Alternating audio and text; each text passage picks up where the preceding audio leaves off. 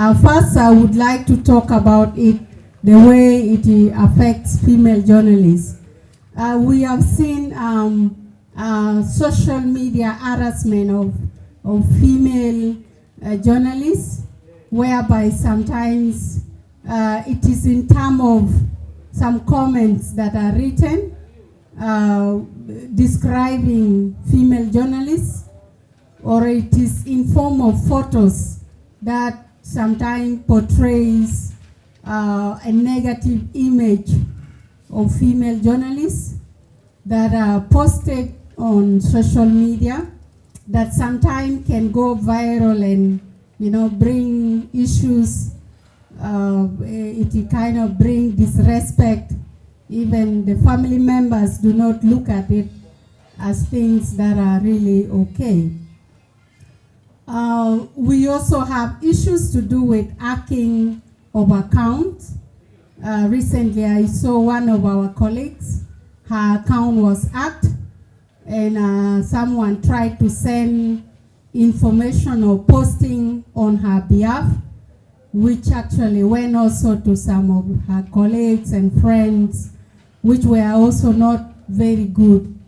So this also affect, women actually are very sensitive in nature, and they would not like just things to happen to their account. We also have hackers who tries to block accounts. As we all know that social media is also a source of income, a source of, reaching out to a number of people. So sometimes you find that you have already had a growth in your account, you have a lot of followers, and then somebody comes and block your account, and then you have to start it all over again. So this actually bring you down as a female journalist who has worked over a lot of years to ensure that you build up and you have followers who can like your work, who can ensure that you also, get income out of those followers. So those and many others are a challenge. And also I believe this is a challenge that is not only to female journalists, especially when you have hackers who hack your account. It's not only a problem to female journalists, it is a problem to journalists and including any other person. People don't like to be hacked. We have also issues to do with surveillance or monitoring of communication. Many people are fearing that, there are people who monitors their information, their privacy, and it makes it very difficult for some people even to use digital media, because before the message reach to some people who are the receiver of the information, you find that some people in the middle, they receive the information before you. So this causes a lot of inconveniences, and actually it discourages people from using digital media. In the past, we also had some media houses, website, media platforms that were blocked, and this has also caused inconveniences and lack of employment to female journalists or journalists who work for those media houses. Sometimes it is very hard to register online media. I believe some of the people who use online media, they can attest to that. Somebody was asking me that how can you register an online media, or do the media authority register YouTube and other media, online media platforms? So this is yet a question to be asked. I thank God that Sapana Abui is with us here. So this is something that maybe he will highlight if at all the media authority is registering online media platforms like YouTube, because I believe some journalists who are not employed in in the mainstream media or in the media houses that are physical, they might want to employ themselves using the digital media. And for that matter, they also need to be protected under the law. So for now, I beg to stop here. Thank you. I'm seeing the talking point here, the topic for discussion. This panel is a huge and wide topic. It's been reduced to what can be done to stop issues of cyberbullying. First of all, I'll say that the issues in question here are rights, basic rights, and you understand what it means right. The Bill of Rights under the Constitution has specific articles that we focus our attention to as journalists, as practitioners, and as members of this society. The right of freedom of expression, Article 24, and right of access to information, Article 32. These are rights, and as the law says, as the Constitution says, these rights are not given by anybody. These are rights enshrined under the supreme law of this land, which is the Constitution.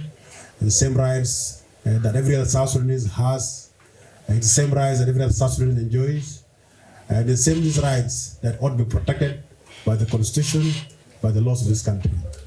These rights have been reduced, have been devolved with enabling laws. That's why we have the Media Authority Act and we have the Access to Information Act, complemented by the national legislations, the National Convention on Civil and Political Rights, the African Charter, and other international instruments. Why these are rights and why the rights are issues to be protected is what takes us to what is this cyberbullying. Aya has captured it, as mentioned, about people using their social accounts, social media, digital platforms to harass people, to abuse people, threaten people, mime people, or blackmail people in so many forms. Someone may be somewhere sitting now somewhere in Jamaica, and he writes his own crazy nonsense and posts it on social media. That information can be shared, can be read, can be screenshot and shared in so many WhatsApp groups and so many social platforms.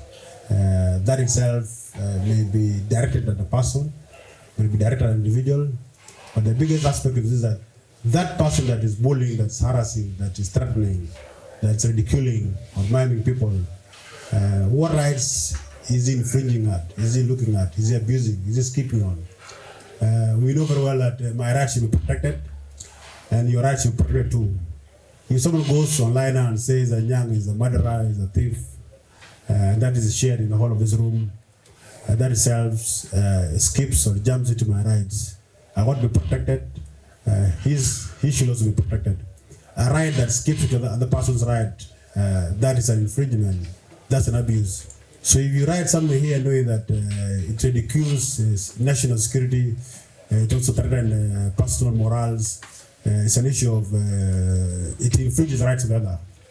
That is the focus of the bullying that we're talking of here. If your rights should be protected, who should protect those rights? It starts from you.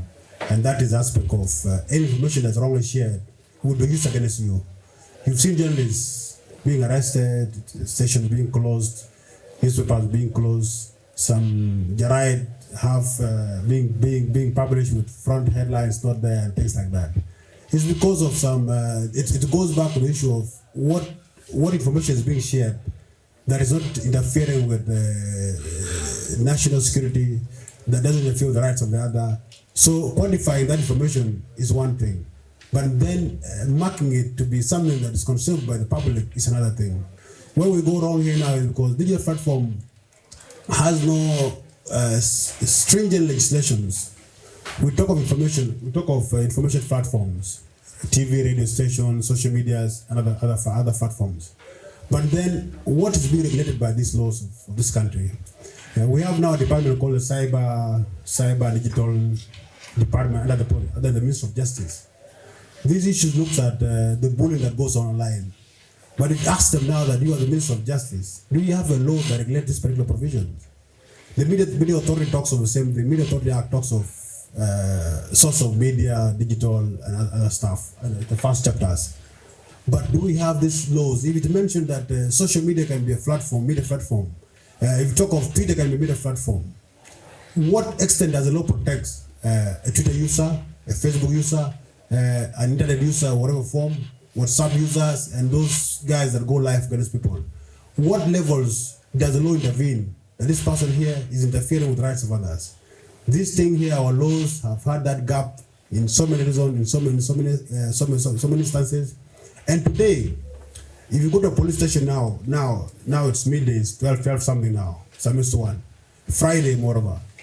Guys are being arrested today. More people will be arrested today because of defamation. And defamation is similar to it's what is going on social media here. So and so has insulted the government, so and so has insulted so and so has done this. So it's an issue of what separates what from what. This is why we have failed to get it wrong. We have failed to get it right because our laws are not quantified, are not clearly distinct, are not defined. First of all, if we talk of, let's know our laws.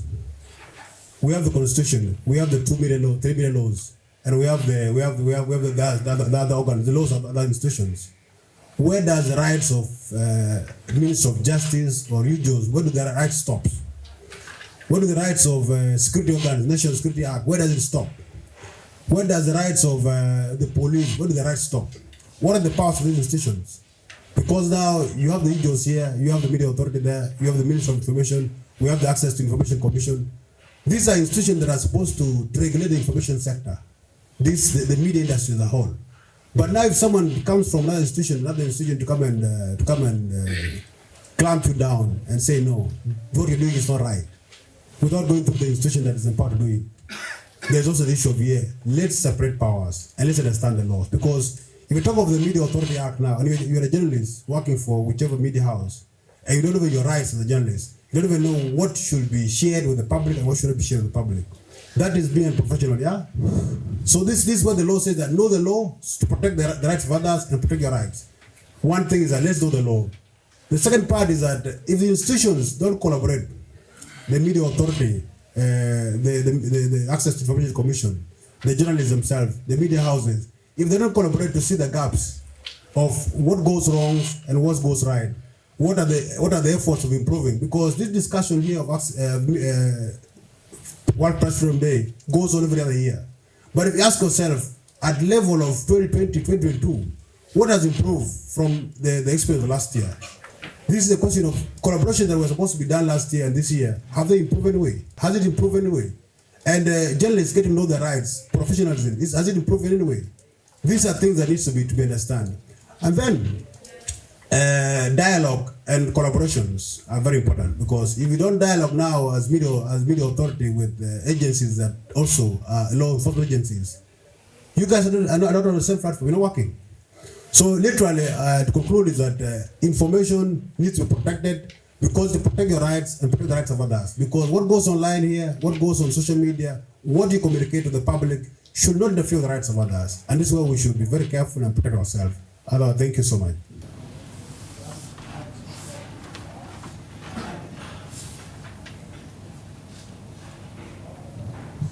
Thank you, the moderator, and all the participants, and especially for the sake of journalists from the states.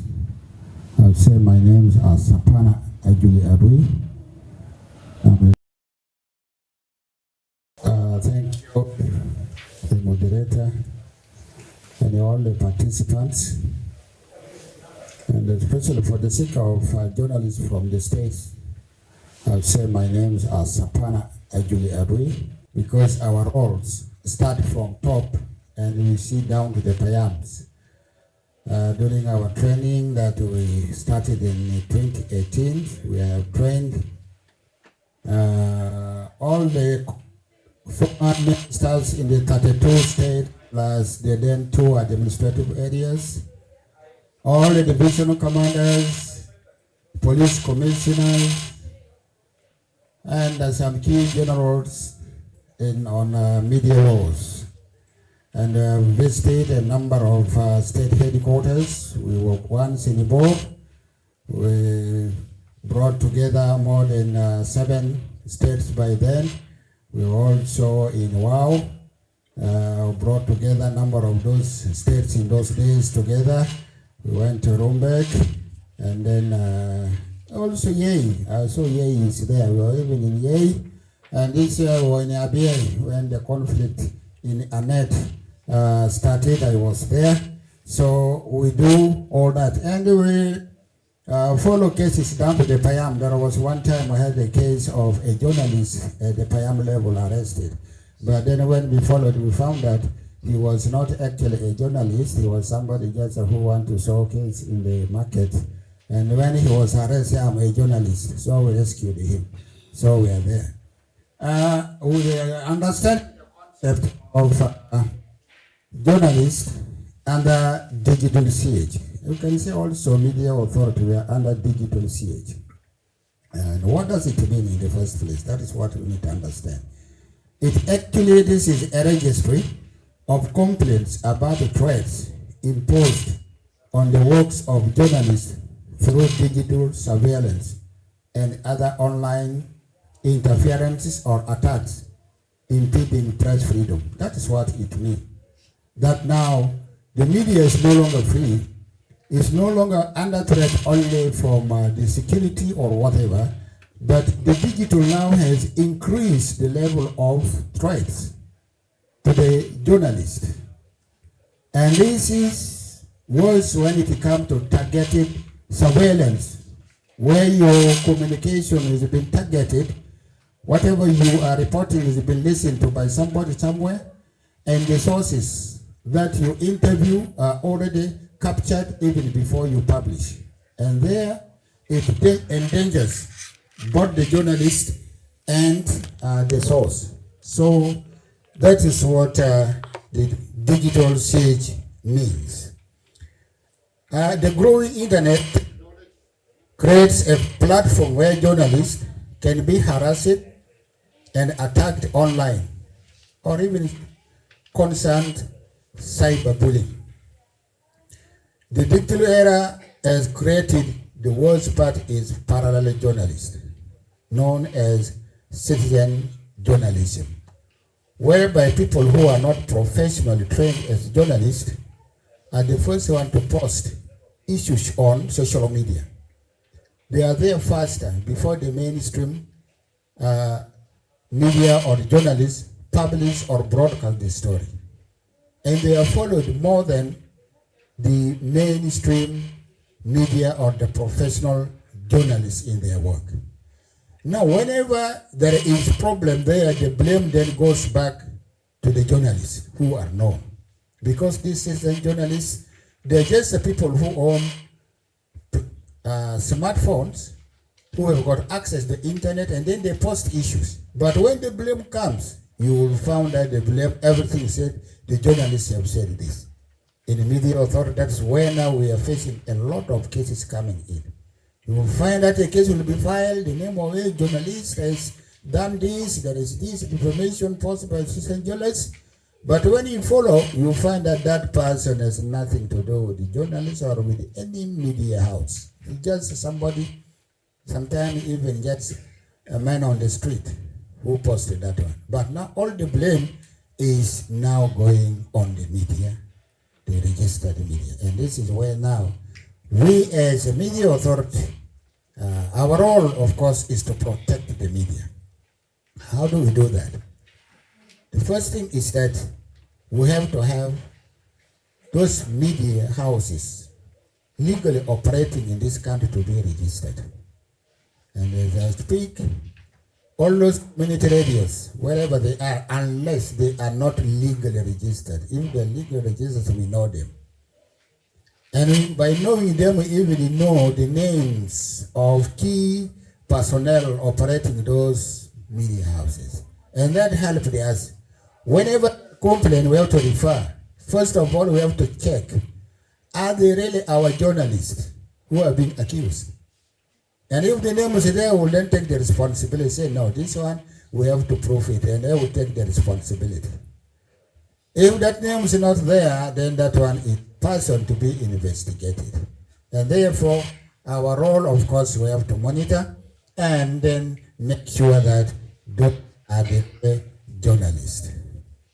In doing so, we are also now almost getting to the level of starting now to accredit all the journalists so that it helps us. So that we have your list with even the Union of Journalists. Whenever there is anything brought in the name journalist, we will then check, if the name is not with us, we will check with the Union of Journalists. And that way, we will protect you in your work and day to day. Coming to the issue whether the YouTubes, Facebooks, or bloggers are being registered, this is a challenge worldwide, because these are a platform that you cannot get hold of them. Even Facebook.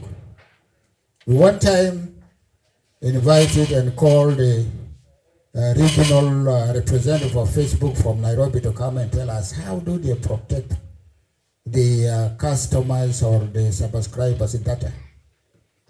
They couldn't even give us a tangible mechanism that can be used other than only you report. But when you report, if mechanisms are not clear, how do you report that somebody is attacking you on Facebook? So with that, we are not yet at a level of registering bloggers, YouTubes, and all that, because we are not digitally viable in South Sudan. Even when we talk of this surveillance, our surveillance, we say sometimes by chance, because those the capacity, even you look at our fiber optics, sometimes we claim to be having 4Gs and all that. Sometimes we cannot even get access well to the internet, meaning that we are still below standard. But as part of the world, yes, we are already suffering from these digital attacks, which have not changed the narratives. Previously, you wait to get complaints coming against the media, either from a radio station that have broadcast something that has gone wrong, or from a printing press that this newspaper or writer have wrote this one. But these days, the most complaints are coming based on what has been posted on social media. And social media is the one you are seeing. As I'm talking now, I can see most of you are on social media. You are not with us here. You are somewhere. Which means that even what we are doing now is secondary. Your main active connection now, what is on social media. And that reach to now. Because it has even strengthened the market for those media houses. Some papers these days are losing buyers because all those information they will just rush to get whatever is on DJ, if I can, social media. Our role is to train the media to expand and be a professional media that can really gain momentum and that can really win actually the attention of the public or even the investors. And by doing that, that is why we are urging that instead of relying on this disinformation or misinformation that has been peddled on social media, we urge that the mainstream media should actually distinctively provide accurate information to the public, because that will be now your strength to enable you now to gain. Because in order to foster development, you have to have convincing and reliable information that will enable the public to follow you and to trust what you disseminate.